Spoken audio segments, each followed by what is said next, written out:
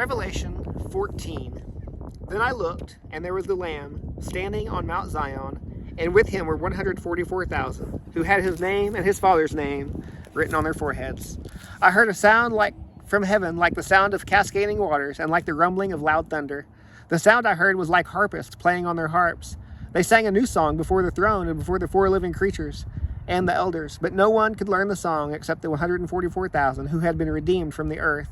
These are the ones who have not defiled themselves with women, since they remained virgins. These are the ones who follow the Lamb wherever he goes. They were redeemed from humanity as the first fruits for God and the Lamb. No lie was found in their mouths. They are blameless.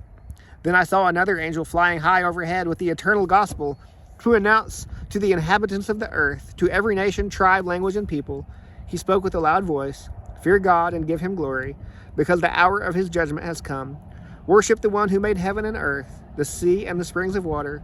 And another, a second angel, followed, saying, "It has fallen, Babylon the Great has fallen. She made all the nations drink the wine of her sexual immorality, which brings wrath."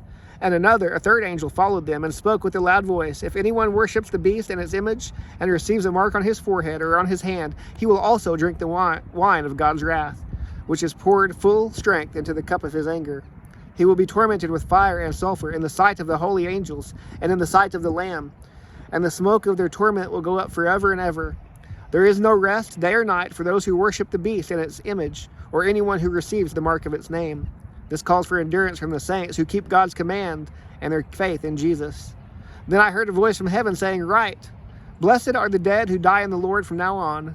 Yes, says the Spirit, so they will rest from their labors, since their work follows them."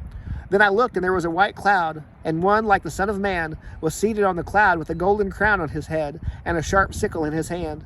Another angel came out of the temple, crying out in a loud voice to the one who was seated on the cloud, "Use your sickle and reap, for the time to reap has come, since the harvest of the earth is ripe." So the one seated on the cloud swung his sickle over the earth, and the earth was harvested. Then another angel, who also had a sharp sickle, came out of the temple in heaven. Yet another angel, who had authority over fire, came from the altar, and he called with a loud voice to the one who had the sharp sickle, "Use your sharp sickle and gather the clusters of grapes from the vineyards of the earth, because its grapes have ripened." So the angel swung his sickle at the earth and gathered the grapes from the vineyard of the earth, and he threw them into the great winepress of God's wrath. Then the press was trampled outside the city, and blood flowed out of the press up to the horses' bridles for about 180 miles.